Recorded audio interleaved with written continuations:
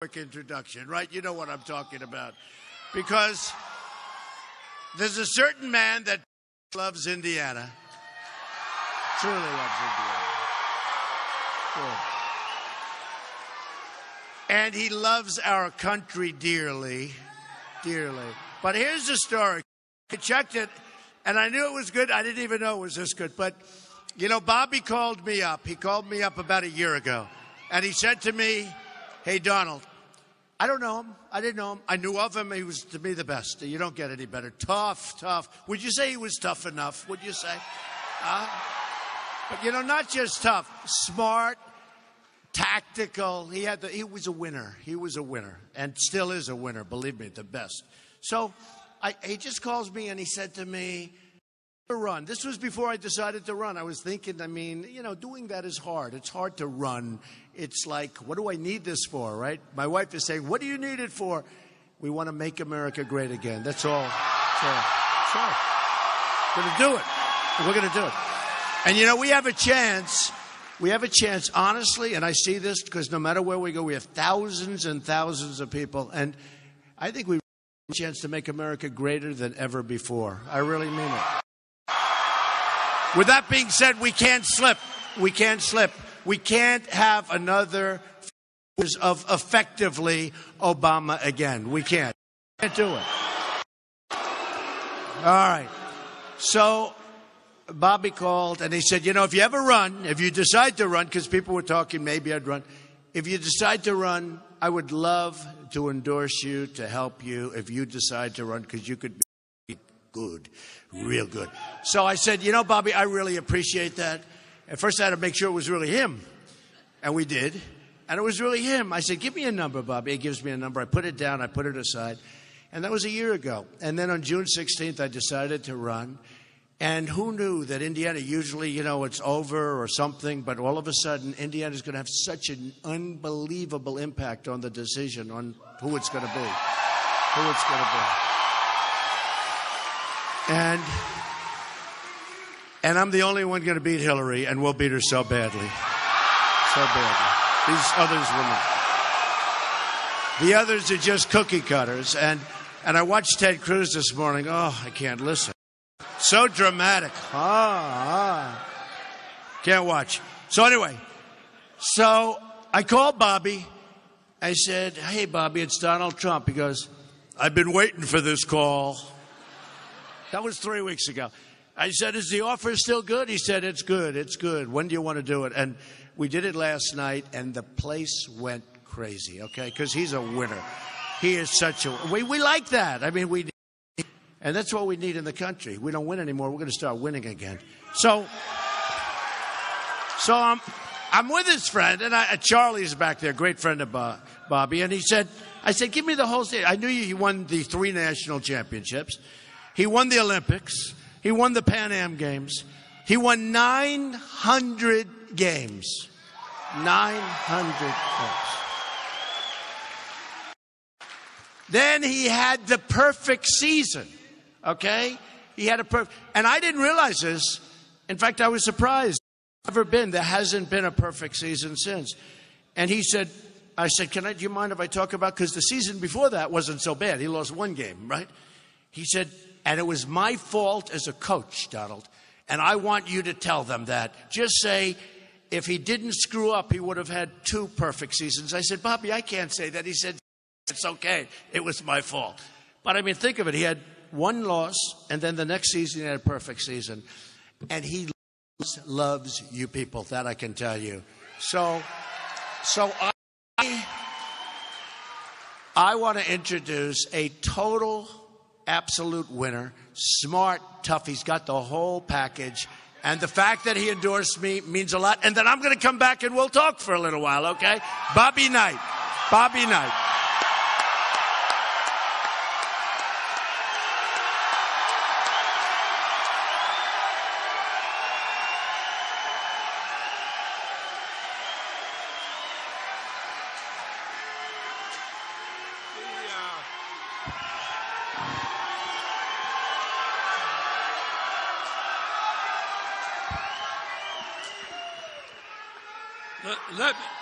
Let me Let me first tell you that I was very, very selective with players during the time I was here. And I'll tell you one thing, that man that was just up here a moment ago, I'll tell you, that sumbitch could play for me.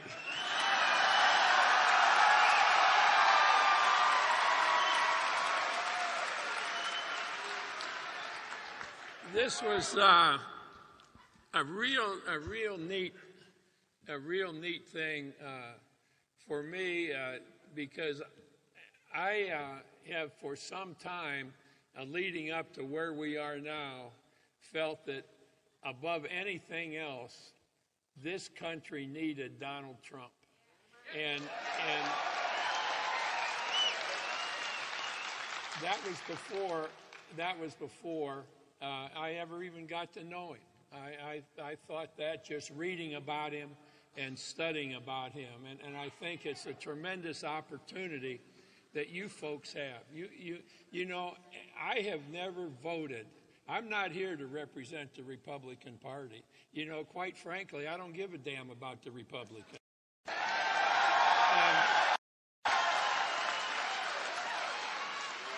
And then on the other hand, I don't give a damn about the Democrats either.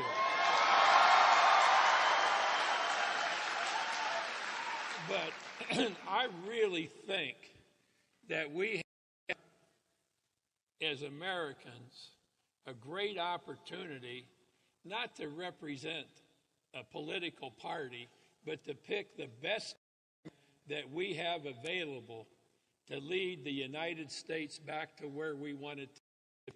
And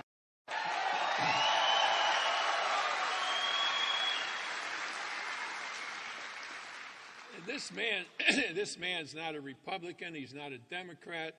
At heart, he's just an American. And you will find as time progresses that, and I was a history major in college, and I've spent a lot of time studying about history, and as I've gotten to know a little bit about politics, that, but just believe me when I tell you that there has never been a person with a background that has better prepared him for entrance into the White House than the backing, all that he's done, the things that he's gone through, what he's done, the businesses that he has erected, and even some of the problems that he's had, because what he's done that nobody we have now can do. What Mr. Trump has done is when things have gone wrong, he hasn't whined and complained about it. He's figured out how the hell to fix it.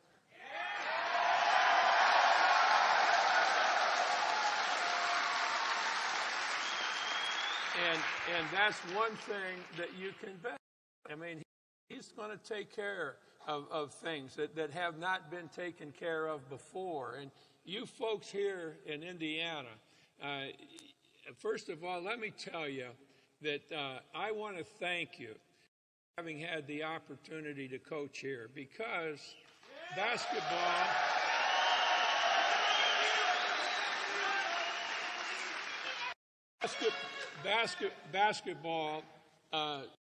my favorite thing probably in the world next to my wife is basketball. And you folks adopted the game before anybody else did, and you thought more of the game of basketball than anybody else has. You've had great players and great teams at the schools, and I just want to thank you for having been a part of that and having had the support that you folks had. And I'll tell you this, I want you to keep in mind that Mr. Trump said about how many games we'd won and so forth. Well, those games were won by kids that wanted to play at Indiana, and they played with a uniform that said on it, Indiana. And that's something that you should take pride in. And are you guys all standing, or can you sit down, or what do we got there? I mean, you know, boy, I'll tell you what, you can stand long enough till your ass is dragging now. That's why That's why I want you to sit down and relax a little bit here. That's great. I mentioned this, that I'm not here to represent the Republicans or the Democrats. You know, I'm here because I think he's the best man. I think, you know, you've had some great politicians here, and why I don't think the party makes a damn bit of difference, because I'm going to throw two names out to you that I will forever be grateful for having known, and they were Doc Bowen and Birch Bayh. One was a Republican, the other one was a Democrat, but both of them were Indiana people. And that's the same thing with Donald Trump. More than anything else, not a Republican, not a Democrat, not born here, he's an American. And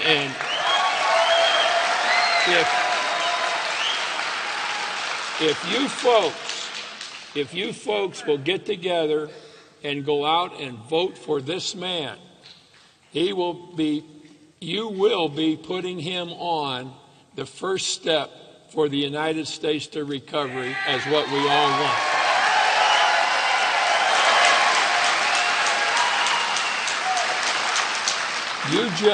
You just vote for him, and he'll do the rest. He needs you to get him started, and he'll do the rest, and we will be so proud of what he's doing. I can't even tell you what the kind of pride we'll have in this country when that happens.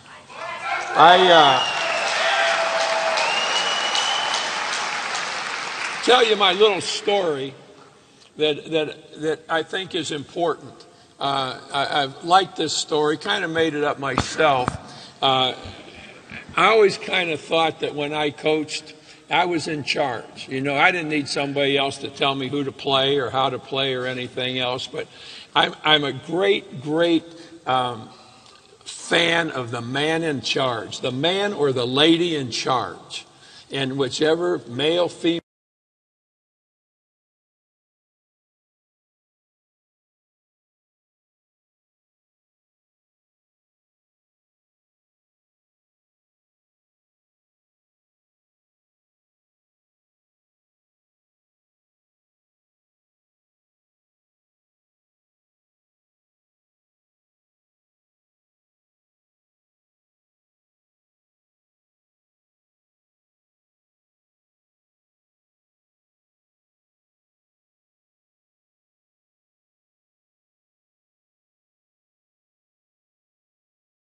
am I going to be able to use the car once in a while? Your car or mom's car? Or what do you think? And he said, well, son, I knew this day would come. You know, all of us as parents, we've had that with our kids wanting to drive the car. I knew this would come, son, but there are some prerequisites.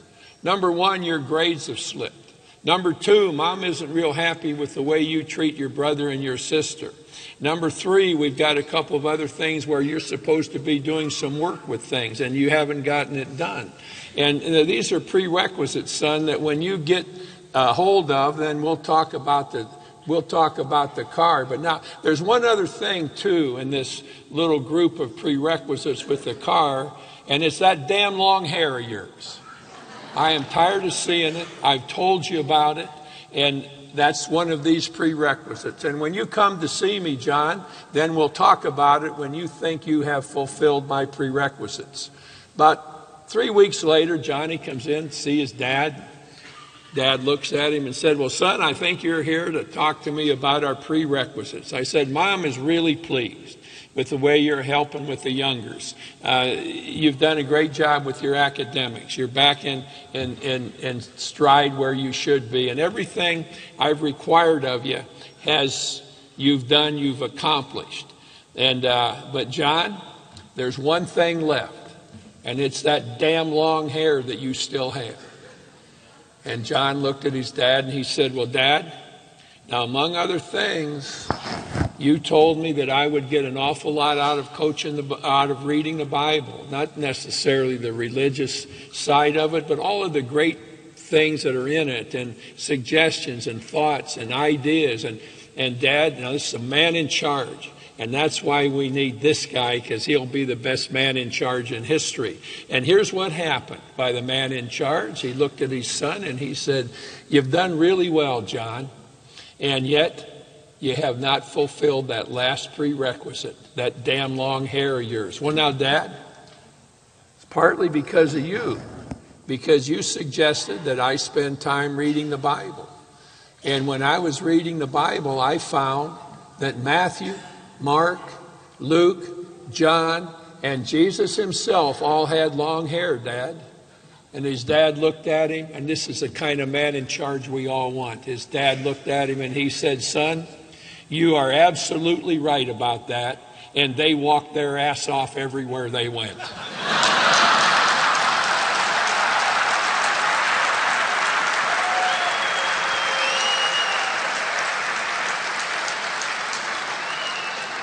And I think that's kind of a pretty good moniker to hang on a guy. Is that he's the man in charge, and that's what we've got here. I think that just a couple of things about Mr. Trump that I think you need to know about Mr. Trump are these. You know, he's got a great job ahead of him, a tremendous job, a tremendous responsibility. And he's a man that will take care of that in a way that we all want. He's got a great reputation abroad. Jobs is a big issue right now, not just in the United States, but all over the world. This man has created more jobs and hired more people than any American ever has during his lifetime to date. He's been into all kinds of things. And he's done this not just in America, but across the world. And he has a great reputation, a great feeling people have for him and his intelligence and his diligence all over the world. This man isn't just here in our country. He's a man that's highly thought of for what he's done, what he's contributed. Now, with all the businesses that he's developed and all the things that have been successful, he's also like all of us. He's had some problems. This thing went kind of screwy. This thing went wrong, like we all have. But you know, what he was able to do in all of those circumstances, and this is what we haven't had anybody in the White House be able to do, he figured out how to correct things. When something went wrong,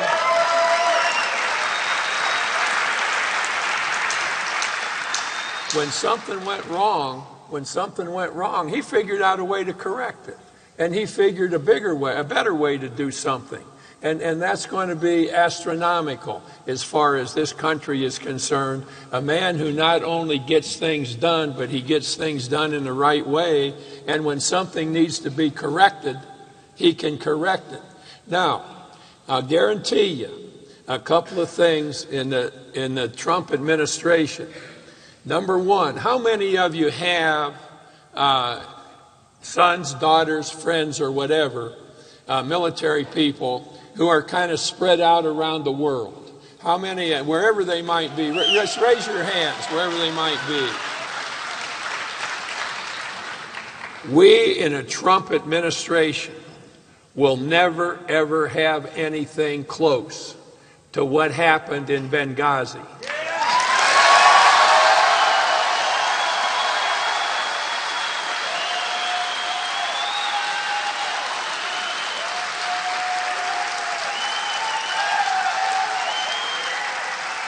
And those people who failed to take care of those 4 men that never came back from that Benghazi situation, that will never happen under a Trump administration.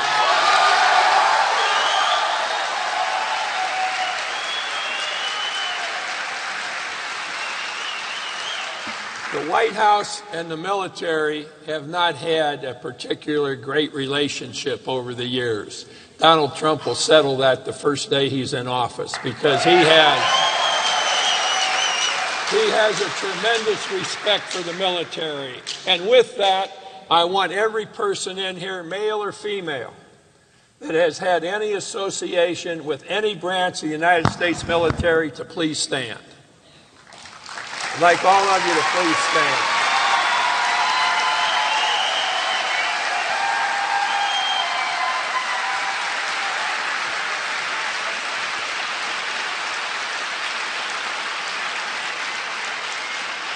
And I think that's the kind of respect that he will have for our military structure. And I think it will be a tremendous step forward for the United States. I mentioned the thing about jobs, so important to all of us. This man will find jobs. He'll create jobs. He'll work on having jobs for his American constituents. I just think that just be an absolute shame if we continue going in the same direction. Now, one other thing I'd like to ask you about the military is, how many Navy people did we have in the military over all these years? You Navy people, I want you Navy people to hold your hands up. Okay, good. Now, I want you to know this, though.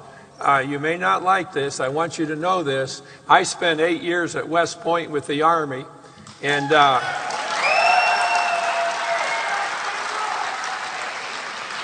Navy, I love you, I respect you, and we beat your ass every time we played you.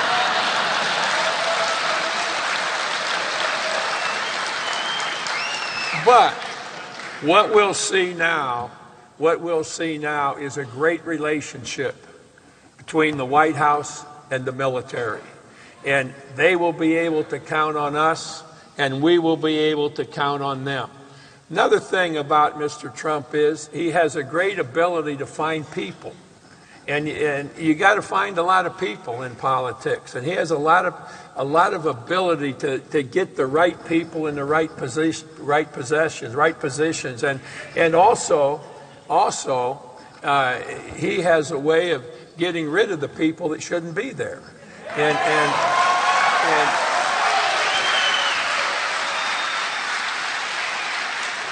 we haven't had a lot of that lately. I think that, I've talked now enough, and as I said, I'll always be grateful about the opportunity to having coached in Indiana because of you people and your approach to basketball. I hope that as I have visited with you here today, I hope that I have made an impact on your thinking relative to the opportunity that we have to make America great again and to keep America great. And to do that, we need a leader. And right there to my right is the best leader in the world. And he will far more than reach the things that we are hoping for and we want for this country. As I step away from this podium, I hope as I do that, you people will think for just a moment and you'll say to yourselves, each and every one of you, damn it, how soon can I go out and vote for that guy? And I hope that's what you all have to say.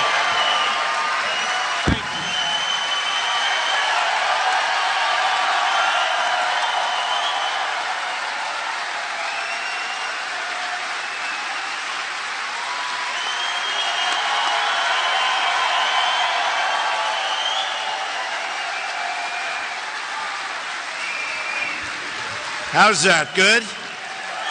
That's good. Yeah, a friend of mine from Indiana said, well, if you could get Bobby Knight, that would be good. So there's nobody like him. So thank you very much. We have so many things to do. And I have so much time. I'm not leaving Indiana. We're going to be here. We're going to be here. And I'll be here enough that you're going to be sick of me. You're going to say, oh, when's he getting out, right? When's he getting out? We're going to do great here.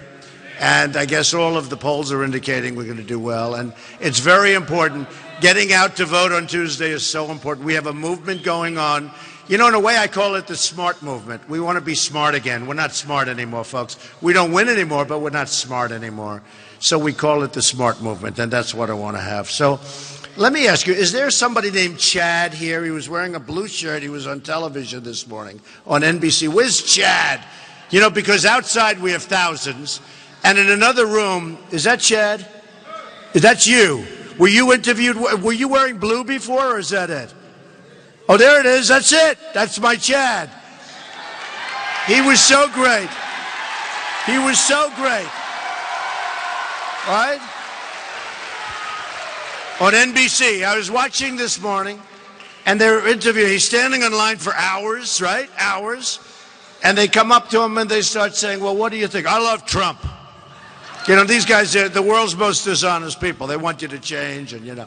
And he wasn't, you weren't changing for anybody, were you, Chad? I love this guy. So I said, I'm going to mark it down.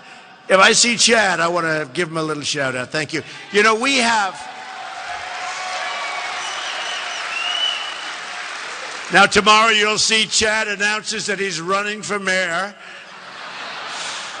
Thank you very much, Chad. We have the most loyal people of anybody. And that's in the polls. That's not me saying it. You know, in the polls. In fact, they said something like 92%, whereas 30 and 20 and 10 is sort of common. If Cruz sneezes, if he just sneezes, his people leave him. Believe me. There's no loyalty. Nobody who can listen to him. Today, you know, I've been campaigning. We're going to end Obamacare. We're going to protect our Second Amendment. We're going to end Common Core. We're going to do, and then I'm watching this morning, and Lion Ted, I never saw anything like it. Donald Trump loves Obamacare. I love Obamacare. I mean, my whole thing is we're going to end it. And I hear him saying, and I said to a few people that were watching it, I said, let me ask you, do people believe this when he says that? It's terrible. It's terrible. And that's why in the Senate he's known as a liar. Marco Rubio, who's a good guy, called him a liar during the debate. Remember that? He said, you're a liar. I said, that's great. When another senator can call a senator a liar, I said, now I can do it also. So it's great. So we came up with Lion Ted, L-Y-I-N, boom, hyphen. But it's true. It's terrible. And now he's getting creamed in the polls, and he lost the last 5 elections. He was saying, I'm the only one that can beat Donald Trump. I have proven it time and time again. You know what I'm saying? Oh, please. And I'm killing him. And he said, I won 7 times. Remember the debate? And I said, yeah, but I won 21 times. And he looked. Oh, so I won 7 times. And I mean, it's like unbelievable. So now he's getting clobbered. And he goes to New York last week, and they ran him out of the place. You can't run if you can't get like 12% in New York, okay? You can't run. You just can't. Too big. It's too important. I think I'm going to win New York, by the way. I really do. I mean, in the general election. And nobody else, honestly, because it's very important that we win. We got to beat Hillary Clinton. Crooked Hillary Clinton. Got to beat her. She's crooked. She is crooked. But you know, no Republican other than me will campaign in New York. I mean, they won't campaign. They're not going to do it because they have no chance. They have no chance. And Kasich has no chance. I mean, zero. So, and I understand it. And for years and years, they don't even go to New York and campaign. They assume that's lost. If somebody ever won New York, it totally, you know, with the Electoral College, it totally changes the map. And I think we'll win New York. I really do. I think we're going to win Michigan. We're going to win Pennsylvania. We're going to win Florida. We're going to win places. I mean, look how well we did in Florida. We're going to win places that a lot of people say you're not going to win, that you can't win. As a Republican, you can't win. And Michigan's a great example. Nobody else will go to Michigan. I'll be encamped in Michigan because I think we can win it. So we're going to win states that nobody thought were winnable as a Republican, and we're going to do really great. But so I love this. You know, the whole political world, it's so evil. I mean, it's so evil. You hear about people that you've never heard of before. It's just like worse than business. You know, somebody said, what's the difference between, you know, these certain politicians? Because certain politicians are terrific. I spoke to one today, Senator Corker, who's fantastic. We have a lot of great people. You know, we have a lot of great people.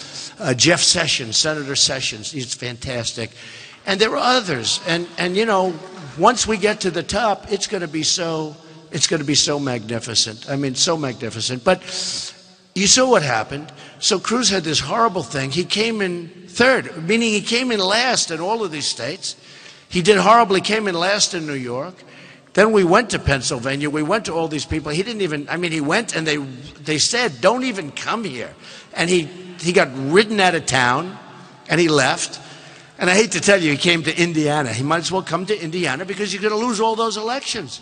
And I hear him, he came to Indiana and he starts lying. That's why I wanted to get here fast. I didn't want a lot. I didn't take a big vacation after winning all 5 by a landslide. Right? Didn't take a lot of time. I didn't want to take too much time because I know you got him back here lying like hell. So I said, I better get back to Indiana fast. I said, get me Bobby Knight really fast, please. But it's true, you know, I won, and people said, oh, good, you're going to take a day off, because New York was hard. You know, it's a big state. I went to Syracuse. I went to all over, Patchogue. I went to out in Long Island, Bethpage, and I was all over the place. And it's the same thing. The businesses are being sucked out of our country. And if you look at New York, you look at Indiana, you look at Pennsylvania, you look at all of them, Maryland. I won them all. But they all have one thing in common. No matter where you go, it's like 40%, it's like 50%, 60%, jobs are gone. And I'm the one that brings up Carrier all the time. This morning, I hear Cruz. He said, and Carrier air conditioning, I've been talking about this company for 4 months. All of a sudden, he starts talking about Carrier. Carrier's my baby. I want to do the number on Carrier, folks. I want to do it. I don't like what they did. Now, Cruz was actually defending them, which was interesting. He said, we should really defend. You don't want to defend. When they leave, they let go of 1,400 people to move to Mexico. And you know what? They have to pay a consequence when they do that. They have to pay a consequence. They have to pay. And they want to move, that's fine. And they let them go viciously. It was almost like they were like on The Apprentice, right? All right, 1,400 people, you fired. No, it's pretty rough. They had some upper mid-level management guy, and somebody had the cell phone up. Those are dangerous. But they had the cell phone, and I saw it on television, and I thought it was terrible. I thought the way he did it was terrible. Basically, he said, we're letting everybody go. You're fired. But we're letting everybody go, and we're moving to Mexico. Oh, thanks a lot. And some of these people, they're following me. Is anybody here from Carrier today? Because they're all over the place, every place I go. But what happens is, so they let him go, and Carrier has to know that if they do that, and I'm not only speaking to them, I'm speaking to Nabisco and Ford and hundreds of other companies. They have to know that there are consequences when you want to leave and fire all these people. And you're not just going to go to another country, make your product, sell it across our really weak borders, because our borders are going to be so strong, folks. Our borders will be so strong. Believe me.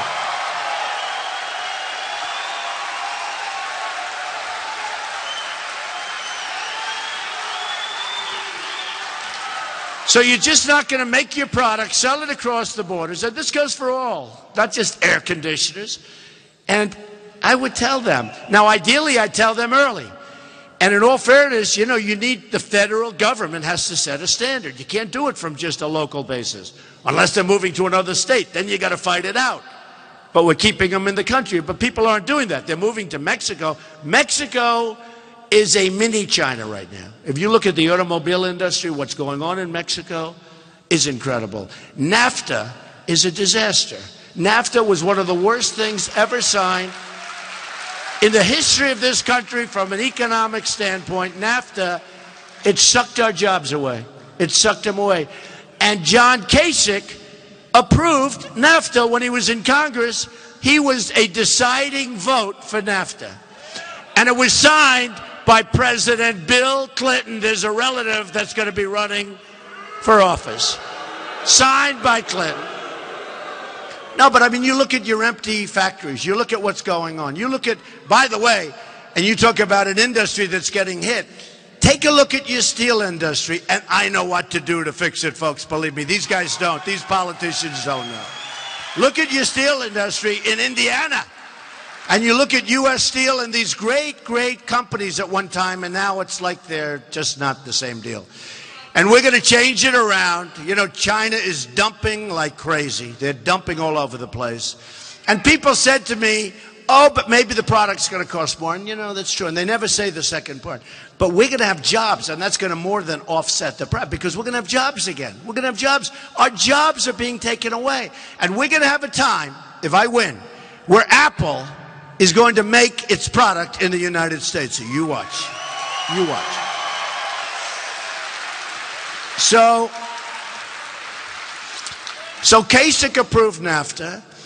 You look at Cruz, and he doesn't want to talk about China's manipulation of their currency because TPP, Trans-Pacific Partnership, study it and remember the words. Because if I don't get in, I'll bet you it gets approved, and that will make NAFTA look like a baby. That's big time. That's not Mexico and this. That's 12 countries. They are going to do a number, and then China's going to be lurking in the background. They're not involved with it, but they are actually involved because if they love it, they're going to come right through the back door. This is a 5,000-page document that nobody in our country, in my estimation, has ever read, probably never even looked at. And all of the countries that are beneficiaries of it, meaning taking our money, our jobs, and everything else, they know every single word. They know where the commas are. They know where the paragraphs begin. And we don't have anybody that reads documents. You know, when you looked at Obamacare, it was thousands of pages, and nobody read it. Nobody read it. It's a disaster, by the way, total disaster. Your rates are going up 35, 45, 55%. It's a disaster. Nobody read it. Nobody even knows how to define it. The only way you can do it is you have to buy books, the definition, and they tell you chapters. It's horrible. It's horrible. Trans-Pacific Partnership is a disaster. So here's what happens. Okay, we have to go back because, you know, you all know how I feel. Just trust me. Trade, you're going to be so happy. You're going to be so proud of your country. You're going to be so proud of me. Me. I didn't need this. I built this great company. I have a nice life. I said, oh, what do I do? What do I do? My wife always says, are you sure you want this? I say, yeah, we're going to make America great again. We're going to do something great. It's very important. It's very important. My daughter Ivanka, who's so great, she's such a terrific person. She loves the country. She said, Dad, it's a lot of work. You know, when I do this and then I do 3 more today. And she said, Dad, do you enjoy it? And actually, I enjoy it. I must be honest. I think I enjoy it. It's a dirty business. It's a hard business. It's a rigged deal. I mean, the whole thing is rigged. You know, if I wasn't winning by so much, I'd have no chance because all the delegate stuff is rigged. I mean, it's rigged. You look at Louisiana, which I won, and that's when I found out. The state of Louisiana is where I found out, in all fairness. And then it happened in Wyoming, even worse, because they didn't even get a chance to vote. And then it happened in Colorado where they never voted. The bosses picked the winners. The boss. I never met the boss. I don't know. I want people to vote. But in Louisiana, I wasn't supposed to win. That was Cruz territory. Heavy on evangelicals who love me because they don't like liars. Remember with the Bible? The Bible held high and then he lies. But I've been winning with the evangelicals by a lot because they know 2 things. Pastor Jeffress said it. They know Pastor Jeffress has been incredible. If you look at Jerry Falwell Jr., who has been amazing, Liberty University, so many of the pastors and ministers and people that really understand, they say, you know, we need strength. We need protection. Like with the women, I won the women in New York by a tremendous margin. I mean, there's nobody cherishes and nobody respects women more than Donald Trump. That I can tell you. Nobody. And I won it so big in New York. And I was saying to somebody, women are going to do, I will be so much better to women than Hillary Clinton is. So much better on health care issues. And you know what else? On the protection of our country. Because ultimately, that's number 1, 2, and 3. We have to protect our country. We are in an evil world right now. We are in the most evil world. It's one of the most evil times ever. And I'm going to protect our country. And everybody agrees to that. Even the congressman that didn't like me said, well, I agree that Trump is tougher. And I agree that maybe he'll be better with the military. Well, once you're better with that, that's like about 80% of it. But we'll protect our country. We're going to make our military so strong, so powerful. Cheapest thing we can do. that nobody's going to mess with us, that we're going to take care of our vets who are treated far worse in many cases than illegal immigrants. Far worse. And we're going to make our vets proud that they served our country. Proud. Thank you. We love our vets. They're not being treated right. They're not being treated right. So we've been doing really well. But then, all of a sudden, we had this massive victory in New York where I got everything. I mean, I got virtually everything. You know, the dishonest media back there, they're saying like, well, let's see. Trump probably can't break 45. Well, we got almost 62. And that's hard when you have 3 people running. And, you know, it's also hard. We had states where I had 9 people, and I'd get like 32 and win the state, and they'd say, he didn't break 50. Now, they're not stupid. They know you can't. You have 9 people. So we're doing good. We broke, and now we come to the next. New York was fantastic. And you know what the nice part about New York, which affects you? The New York people, the voters, know me better than anybody, okay? They know everything about Donald Trump. I mean, that's where I go. You know, it's been a long time I've been doing this, okay? Not this, but I've been out there a long time. And to get a landslide, which was almost 100%, far greater even than the polls, and every aspect and every location in the city did phenomenally well, and you win with numbers that nobody ever thought was possible. And those are the people that know you. So even if you come from Indiana or you come from someplace else, it's nice that the people that know you best can give you that kind of, you know, like for instance, if you do Hillary and you go to Arkansas, she doesn't do great in Arkansas. That's where she comes from. I'll beat her in Arkansas. She comes from Arkansas. And the truth is, they abandoned their state. I mean, they abandoned Arkansas, right? They abandoned Arkansas. So I don't know why. I mean, I'll say it. See, nobody else will say it. Nobody ever says it. They abandoned Arkansas for New York. And as far as New York, they're not real New Yorkers because they didn't come from New York. So either way, they can't win, okay? We'll win both of them. But it's interesting because, so now Cruz is getting clobbered. Now we win New York. Lion Ted. That's right. Let's go. Lion Ted. He's one lion. He is one dishonest guy. So here's what happens. So now I win New York, this incredible victory. Then we go to the 5 states, and these are very different because you have Delaware and Rhode Island, then you have Maryland, Connecticut, and you have Pennsylvania. Big, big. So you have 3 big ones, you have 2 beauties on each end, very diverse, very different. The one thing they have in common, they're all losing a lot of jobs to other countries. They're tremendous, 45, 50%. You know, it used to be, I'd say to my statisticians, give me the information, like on Delaware, and then give me Pennsylvania the next day, and give me Maryland. And it was almost like 45% loss, 50% loss, 55% loss, manufacturing gone. But I almost didn't need it. I just go up. I have to say, hey, you got about 50% of your jobs are being lost. Every place, all over the country. It's like a disaster. They're being taken away from us, and the politicians don't know how to do anything about it. So Cruz is getting absolutely killed. Kasich is getting absolutely killed. Think of it. Kasich is now 1 for 38 or 42 or something. He won 1. And if I campaigned there for 2 days more, I would have won. 2 days more. I left Florida. I was all set to go to Ohio, and I had a dirty poll put out by the media. A dirty poll. You know what that is? A phony poll. And it said, because I was going to win Florida easily. And Florida was set up so that it was meant for Jeb, or Marco, who's a good guy, Marco, I have to tell you. And Jeb is going to come around. I really believe that. But it was meant for the establishment, not for me. Winner take all. When they heard I was in the race, winner take all. Meaning the establishment will get 100% of the 99 delegates. That's one of the biggest, you know, Florida's a great place. Great governor, Rick Scott, great guy, great governor, doing a great job. A lot of jobs coming in. Florida's doing great. So 99 delegates, winner take all. And then 2 weeks after they formally did that, a poll comes out. There were like 6 people, 7 people. Donald Trump had almost 50% of the vote. They said, whoa, we got to go back. This is no good.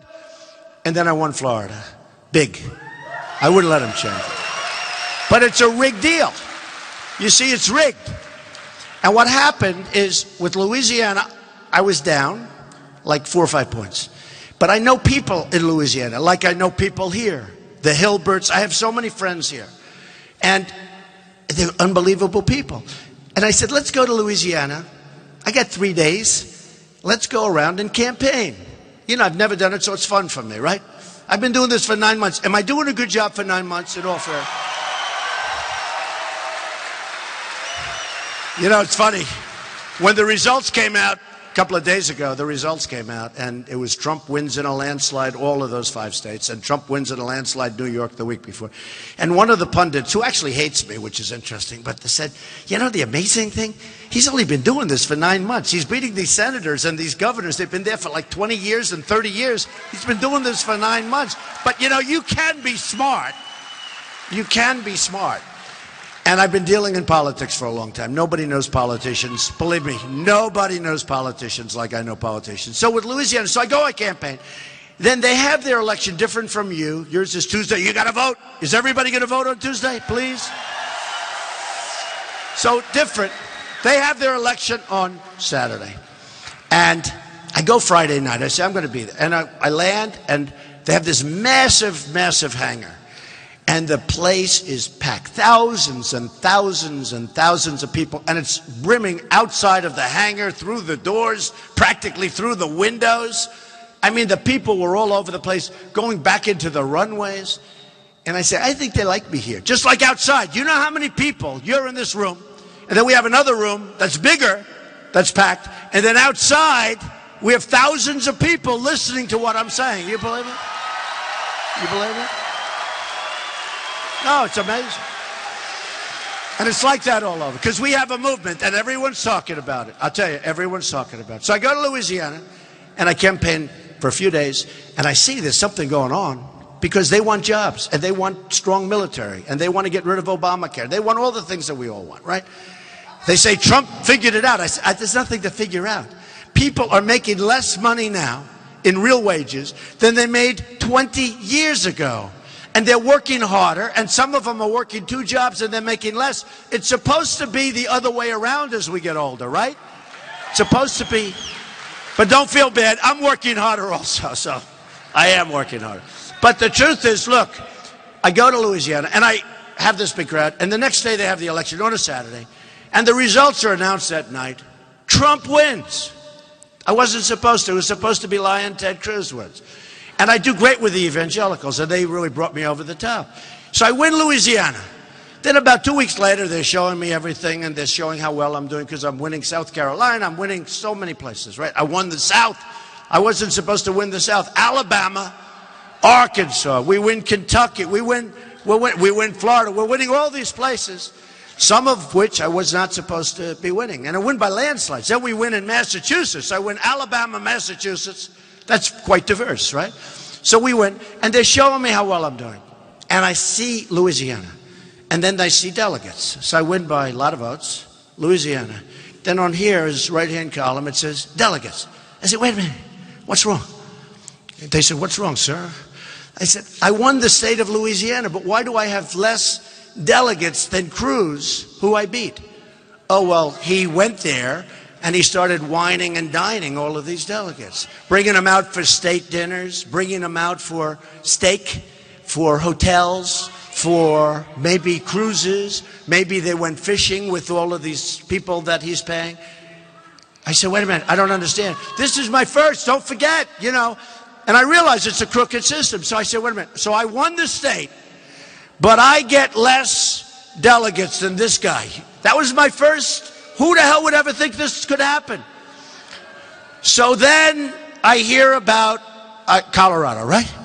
Where they're whining and dining, and, you know, they were having people protesting on the streets. They took the vote away from, they didn't even have a vote, because they went out to a poll, and I did great in the poll in Colorado, and I was going to win Colorado like I won Florida and other places. So they gave the vote to the bosses, and you go out and you wine and dine the delegates. All of a sudden I say, when are we going to Colorado? No reason to go, sir. I said, what do you mean no reason to go? Well, it's over. Colorado is all delegates. It's all, you know, they get wined and dined. I said, you can almost buy the election. Put $100 million worth of freebies in a bag. Let's go buy the election. So I said, it's a rigged system. So then I realized, and here's the good news, a lot of it, well, actually, Colorado's really unfair. So is Wyoming. Very, very bad. They got to change that because that's bad because that actually counts on the front row. Because Cruz can't win when you have to get a vote. He can do it because they have this team of very good experts. I could get much better, got much more money than he does, but it's just an unfair deal. It's an unfair deal. So here's the story. So now we start a streak.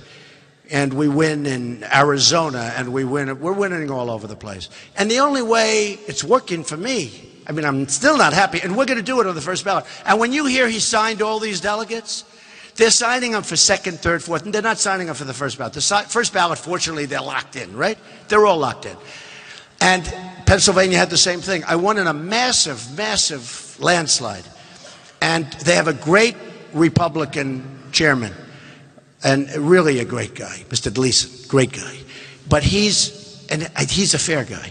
But one thing with Pennsylvania, they have a moral obligation, and I've heard it for a long time, that whoever wins, there's a moral obligation of the people, of the delegates, to vote for the person that wins. So today they announced I had like 52 or 54 out of the 70. But I said, what about the rest of them? Yeah, but I did say, I think they announced 54 today. So I win the state in a massive landslide. I got 17. And they have like 70-something. I said, wait a minute, I got 17. But the good news is today, I think they announced I got an additional 34 or something. But here's the thing. But there's like 22 or 21 out there. I said, what about them?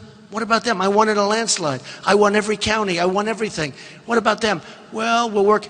It's a rigged system, folks. It's horrible. It's a horrible, horrible system. It's a horrible system. And it's done so that the bosses can pick whoever they want. Now, here's the only problem. I've been winning by so much that you can't. And you probably heard me say it a couple of times. I've said it, the boxer. I know a guy's a champ. I know all the boxers. I love the boxers. We love the boxers. There's a toughness, you know. And this is a champ, and he wants to fight in a certain territory where the challenger lives. And the challenge is very good and very popular. And it's a great area, a lot of money. And the champ wants to fight there. I say, what are you, crazy? He said, you'll get a bad decision. If it goes, he said, no, you don't understand. There's one thing they can't do. If I knock him out, Mr. Trump, if I knock him on his ass and he's unconscious, there's nothing they can do, Mr. Trump. And that's what he did. He knocked him out. He knocked him out. And we're doing the same thing because I'm winning by millions of votes.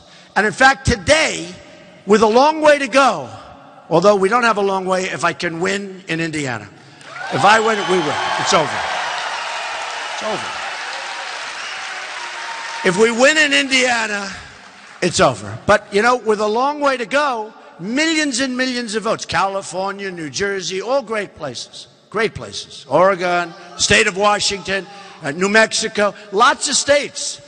But I have now broken the all-time record in the history of the Republican Party for votes. For votes.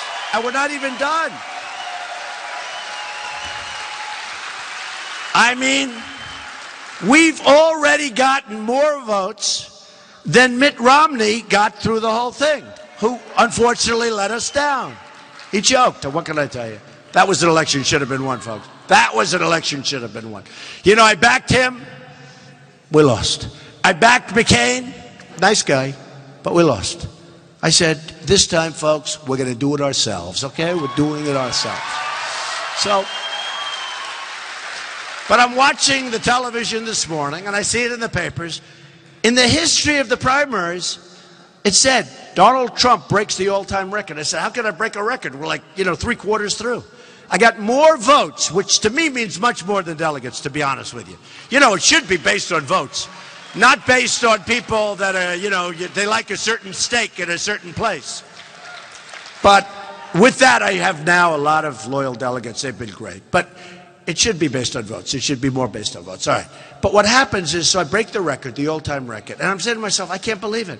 In the history of Dwight Eisenhower, you look at some of the great names on there, and we've beaten them already. So we're going to break the record by millions of votes by the time it ends. By millions.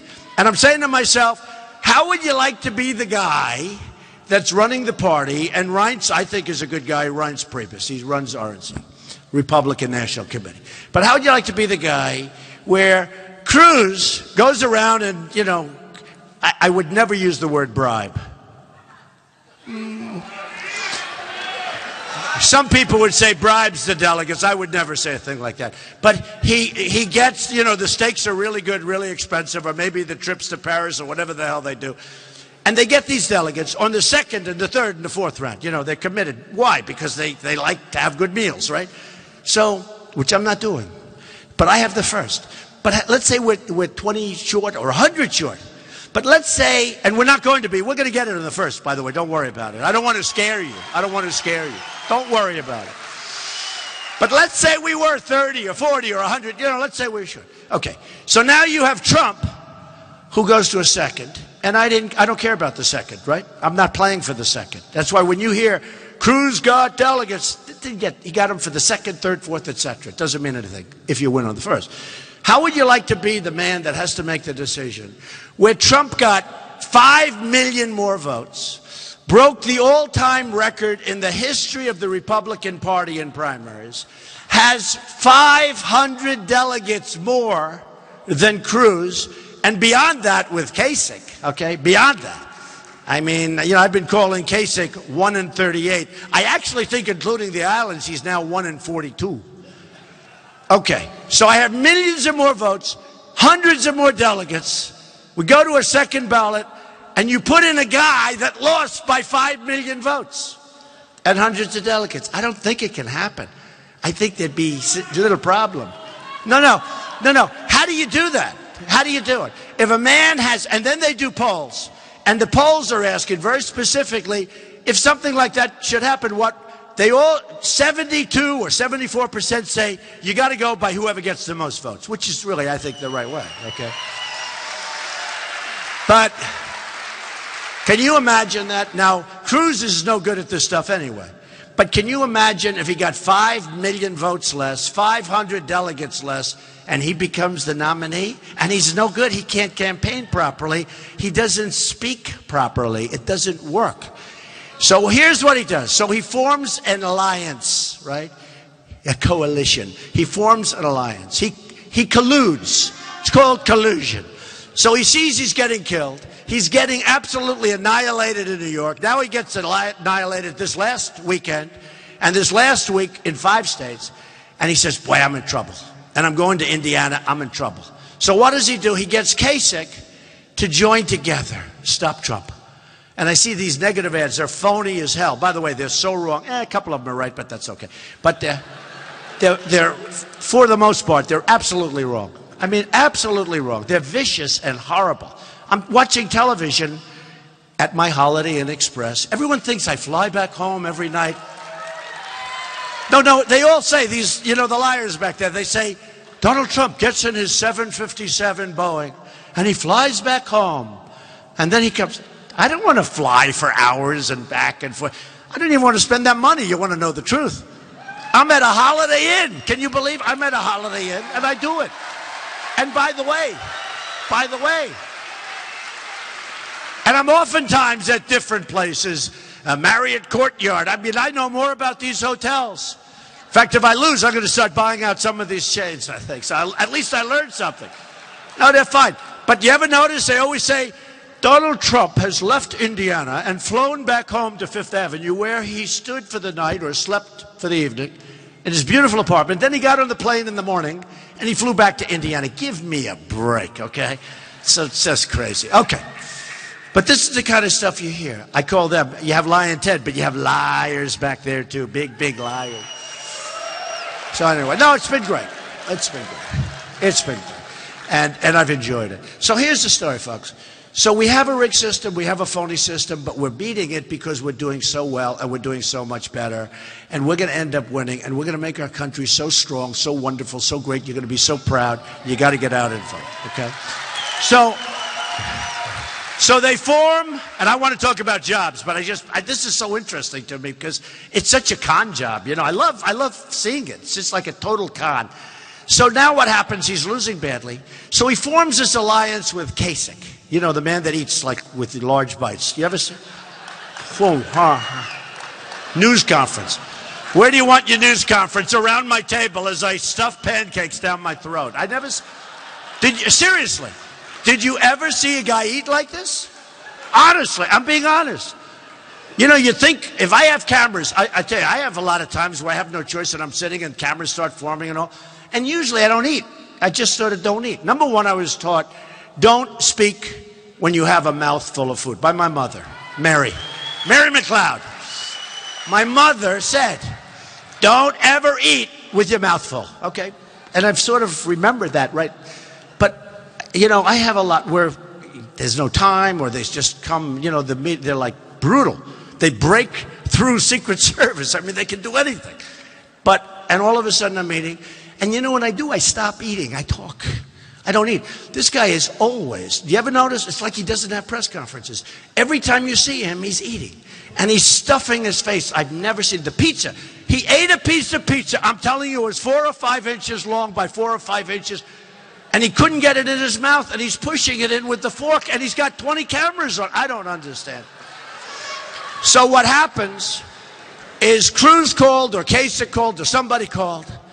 And because it's a rigged business and because it's a dishonest business, I say, hey, listen, Trump is beating us badly. We got to do something. We got to do something. And let's start with the people of Indiana because they probably think you're stupid or foolish or something. And boy, do I know the opposite. Because as soon as I heard that, I said the people of Indiana are not going to put up with this one. So they form an alliance, which is collusion. You know, in business, when you collude like that, they throw you in jail. Only in politics are you allowed collusion, right? Only in politics. So they form this phony alliance, and Kasich is a, you know, difficult guy. You know, he always pretends like he's the nicest guy. Oh, he's such a... You know why he's a nice guy? Because I was so busy fighting these 16 people, and nobody cared about him. He was always at the other side, right? Toward the end. Remember, I was center stage for every single debate. Ever. I won every debate. And I don't debate professionally. These guys, every night they're debating. I don't do that. But, you know, look, hey, folks, if we're smart, we're smart. Is that right? You're smart, we're smart.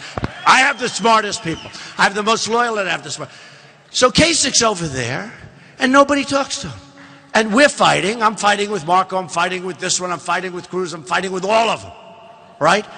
And then one day he raised his mouth. I said, wait a minute. Weren't you a managing partner of Lehman Brothers, Kasich? Weren't you a managing partner of Lehman Brothers? And Lehman Brothers failed and almost took down the world? Wasn't that you? You were a managing partner of Lehman Brothers. And Lehman Brothers almost took down the world. And after that, he never spoke badly to me again. It's an amazing, he was quiet. It's amazing. Amazing. So he was at the end of the stage, and I'm fighting, and I'm calling names, and they're calling names. Everybody's calling names. Okay. And we all look like we're like little crazy, right? But you have to. My wife said, be more presidential. I said, I don't want to be presidential. I want to win. I got to win. Okay? You know what presidential? You know what presidential is? They're calling your names, and you're standing here like this. I'm the president. I should not fight back. In the meantime, you get your ass kicked, okay? I have a feeling that the great Bobby Knight would fight back like I did. Don't we have that feeling? Don't we have it? I think so. I think so. So Kasich is never picked on. He's never talked about. Nobody cared about him. And then all of a sudden, it's a win, it's a win. Guys are dropping out. This one leaves, this one leaves, this one leaves. Some terrific people that really did much better than he did. Ben Carson, Dr. Ben Carson, who endorsed me. Oh, look, okay, come on, Bobby. We got to talk about this presidential crap just for a moment here. You know, just you older folks remember this. Your mothers, fathers have taught you this. I'll tell you who they said wasn't presidential. I don't even know what the hell presidential means, but they told him that he wasn't presidential. And that guy they told, all these people that wanted to say you're not presidential, that guy was Harry Truman. And Harry Truman, with what he did in dropping and having the guts to drop the bomb in 1944, saved billions of American lives. And that's what Harry Truman did, and he became one of the 3 great presidents of the United States. And here's a man who would do the same thing, because he's going to become one of the 4 great presidents of the United States. Such a great guy. Wow. How do you top that? How do you top that? What a great guy. You should be very proud of him in Indiana. This is the place he loves more than any place in the world. Okay, you got to be very proud of that guy. That is a national treasure, okay? So anyway, and by the way, does Bobby love it? Is he having a good time too? We're all having a good time. You know, we're talking about a bad subject because our country's in trouble. But when you say make America great again, one of the reporters said, that's a very negative statement. I said, no, you have to understand. That's a very positive theme. It's very positive. It's not negative.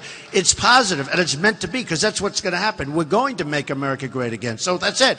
But anyway, so they formed this alliance, and it's like a disaster. And 11 o'clock, one of my people call up at my place, and I'm a worker like you. You know, if it's 11, if it's 12, it's 2 in the morning, that's okay. We work, right? Whatever it is. They need a statement because they just formed this alliance. I said, you have to be kidding. That makes them look weak. It makes Cruz look totally desperate. It makes them look like they're trying to take advantage of the people of Indiana. And, you know, Kasich said before the ink was dry, not that they used ink, but before the ink was dry, Kasich said, well, I still want them to vote for me. In other words, he broke the deal. They're politicians. They can't make deals. They don't know how to make deals. So Cruz now looks like a fool. And I said the other thing. How unfair is it to Kasich's people? He has people like we all do running around trying to get people to vote, right? A lot of people, a lot of money, a lot of people. So now he fires all those people. Now they're going along, they're saying, what happened? And I saw a couple of them interviewed, just like our man back there, and they were interviewed. They said, we're voting for Trump. They worked for Kasich, and they said, we're voting for Trump. We're voting for Trump. It's terrible. So they're out there fighting for him, and that's the first thing I thought of. I said, you know, it's sort of amazing. They went out and they fired all these people. And that's not nice. You know, I mean, it's not right. Okay, so anyway, so they formed this alliance. It's a disaster. I mean, I haven't seen any polls yet, and maybe I'll be wrong, and maybe they'll be up 200 points. But I have a feeling it's not a good thing. And Cruz looks like a fool because he can't make a deal. He can't make it. He doesn't know the first thing about deal making. He did not write The Art of the Deal. Number one, folks. So here's the story. So that's bad. So now he's got to recover. What does he do to recover? He gets Carly Fiorina. Now, Carly, she's very nice. Everything's fine. Carly got out. She had no standing. I mean, she had the one good debate on the children's stage, not on our stage. She was on the children's stage. Remember, she didn't debate against me. I beat Cruz 11 times in debating, according to Drudge, according to Time Magazine, according to 7 different online polling services. And then the other day I heard him say, I would like to debate Donald Trump. I beat him 11 times. How many times can you ask somebody the same question? You know, I don't mind debating. I like to debate. I actually enjoyed the debating process. But I hear him, we want to debate. And, I mean, the whole thing is so crazy. So what does he do? He now goes out and gets Carly, who left the race because she had no votes. She had nothing. And that's okay. She's a nice woman. But it's not going to help. It's not going to help. And I said yesterday, and this was like the most quoted statement, I said he broke a record, right? I said it's the first time in the history of the United States where somebody running for president who has no mathematical chance of getting elected. Zero path. Zero path. He lost that 2 weeks ago. So he has zero chance of getting elected. He announced who his vice president of the United States is going to be, folks. First time in history. My vice president will be, he can't get elected. So that's the story. Okay. So here's what we're doing. We're going to make our country, and you have to do this because we have that movement. We're on the cover of Time Magazine. I'm the messenger. I'm a good messenger, but I'm the messenger. We're going to do something very special. I got a call, and I've told this story, from one of the top writers in the world. And he said, how does it feel, Mr. Trump? I don't know him. how does it feel? And I said, how does what feel? He said, what you've done has never been done before in the history of our country. I mean, and I sort of understand it. You know, first I'm saying, what does that mean? But when you look outside and you have thousands of people outside, and then you look, because after I'm finished with you, I am going over to your other 4,000 person room, and I'm going to try and go outside if I can. But we have a room this size right next door where, you know, they're watching this whole thing on a screen. But he said, how does it feel? And I said, what? He goes, what you've done's never been done, and it's amazing. I said, it's only amazing if I win. If I lose, I've wasted a lot of time. He said, no, no, no. If you win, if you lose, it doesn't matter. He said, if you lose, you've done something that in the history of our country has never, you've changed the whole process. I said, let me just tell you something. I appreciate you saying that, but if I don't win, and that means nomination, but it means beating crooked Hillary Clinton and becoming president, so we can really effectuate the right things and get our country going again and take our jobs back and strengthen our military and all of the things, right? I said, if I don't win all the way, then I will consider it a tremendous waste of time, energy, and money, because I'm self-funding. I'm self-funding. So it's money. It's my money. It's not somebody sending in checks all over the place. I mean, they had one gentleman. I don't talk about people that we've defeated because I like them all. Every time we defeated somebody, I like them, okay? It's amazing how competition works. I'm sure it's the same with Bobby.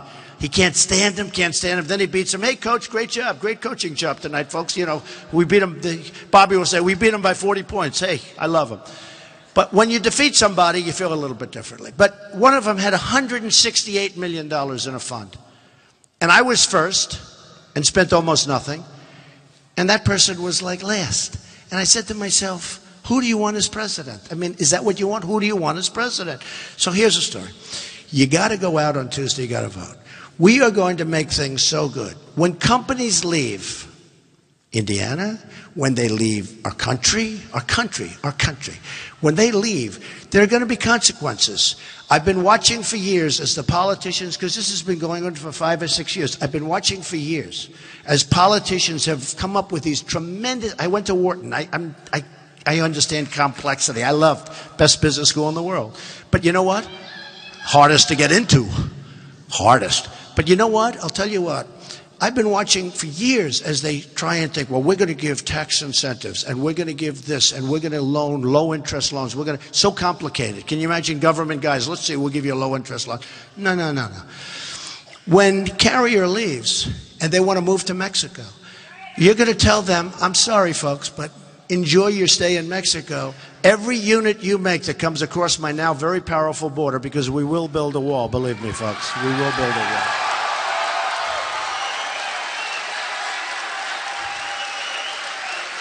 And don't forget, last week, the Border Patrol agents, 16,500. In the history, they've never done this. They endorsed Donald Trump for president. They've never done it. And these are great people. But they're told to stand back, let people come across. And Sheriff Joe Arpaio endorsed me. So, I mean, he's a great guy and very tough. And Jan Brewer, the whole group. All great people, because they want to have borders. If we don't have borders, we don't have a country. We don't have a country. So I'm going to tell Carrier, and I have Carl Icahn, one of the great businessmen of the world, and I have many of the top business people in the world endorsing me, right? They've endorsed me. And they know what's going on. Corporate inversions are a disaster. That's companies that are leaving. Billions and trillions of dollars are outside. They can't even bring the money back in because the politicians can't get together and everybody agrees it should be brought back in. So here's what's the story. We tell Carrie, I'd like to do it myself. I always tell my wife, I want to do it myself. She said, delegate it. I want to do it myself. It's so easy.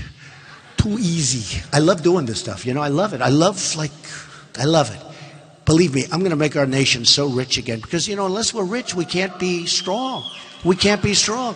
So we're going to say to whoever heads up Carrier, who I'm not particularly fond with right now. I'm not a particularly fond, I don't have great feelings about him. So we're going to say every unit you make and bring into the United States, you're going to pay a 35% tax. 35%. And we can say that to Ford, and we can say that to Nabisco, who moved their big plant out of Chicago. 35% tax. And here's what's going to happen. If they haven't already moved, many of them have already gone. If they haven't already moved, they're going to call up. And if they have Hillary or any of these other guys, their lobbyists and their special interests, they have them totally under control.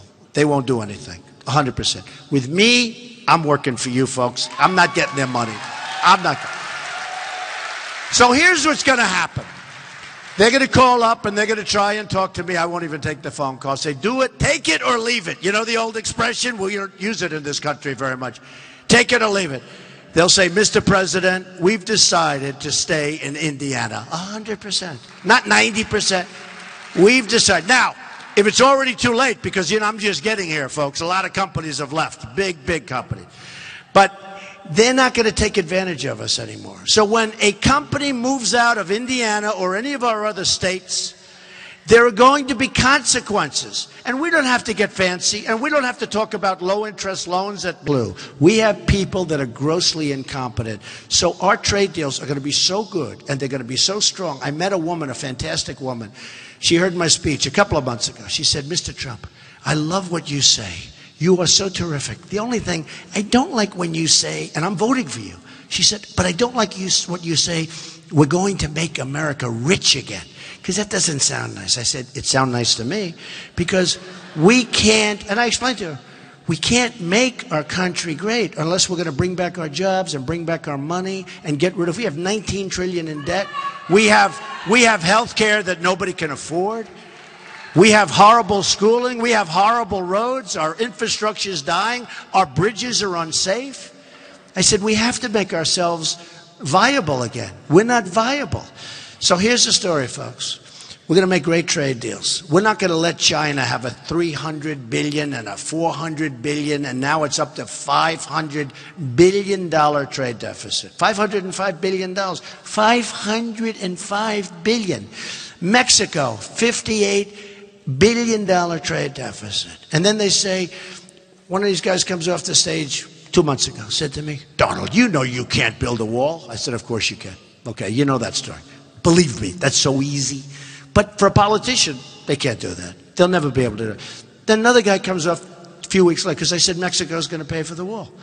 And I get along great with Mexico. But, you know, they've taken advantage because their leaders are smarter, tougher, they have more street smarts. And what they're doing to us is unbelievable. I mean, and look at the trade deficit, just the trade deficit alone. And they came, they said, you know you can't get Mexico to pay for the wall. Then I said, listen, I'm not going to help you get elected, but here's the story. You're going to hear me say it anyway, and they all copied me. This morning I heard Cruz say, we will build a wall. I said, where's this coming from? Cruz. Easy.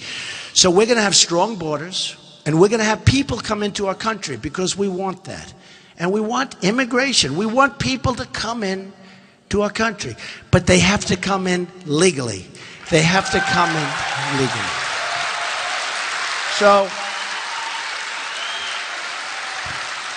So our country doesn't win anymore. We used to win all the time. We used to have General Patton, George. He couldn't be a general today. He's too tough. He'd be screaming at his men. They'd say, you can't do that. That's not politically correct. They'd throw him out of the military. He'd use a foul. He had a tendency to use slightly foul language. The great thing about Bobby Knight, I'll bet he never used foul language. Do we agree? Yeah, Bobby, I would say a little bit. I've heard on television a little of the language. These are great people. A guy like George Patton, General George Patton, he was known, he was a rough guy. His troops would die for him.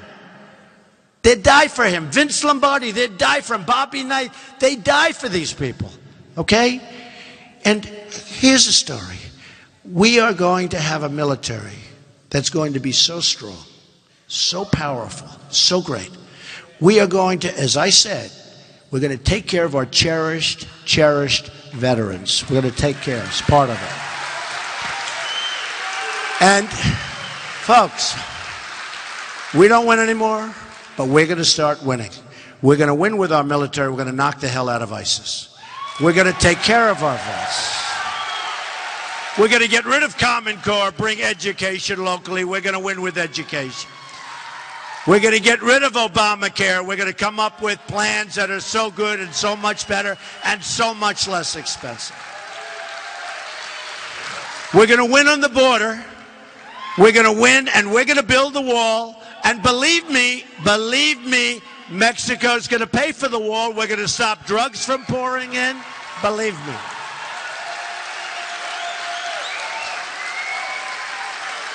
And we're going to win with great, great trade deals. We're not going to let the entire world rip us off anymore. And speaking of our military, we're defending the whole world, and they think we're all a bunch of jerks. From now on, we want to help everybody, but they have to help us, and they're going to have to help us monetarily when we defend them.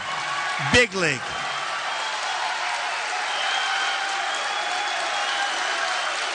So, thank you. People don't even know that. We defend Germany, we defend Japan, we defend South Korea, we defend Saudi Arabia. They were making, with the good oil price, now they're still making a fortune, they were making $1 billion a day. And we pay rent on basis. We pay rent. Okay? Those days are all gone. And you know what? These countries will like us more with me as president than they do now, and they're ripping us. So here's the story, folks. We're going to start winning again. And we're going to win so much. We're just going to win, and I love doing this, so we'll do it. People tend to like it. We're going to win. We're going to win with the military. We're going to win with trade. We're going to win.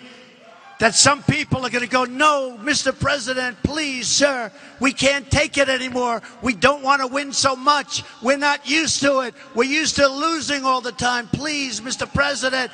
And I'm going to say, I don't care. We're going to win. And we're going to make our country great again. We're going to make America great again. So get out there on Tuesday and vote. I love you all. Thank you very much, Indiana. Thank you.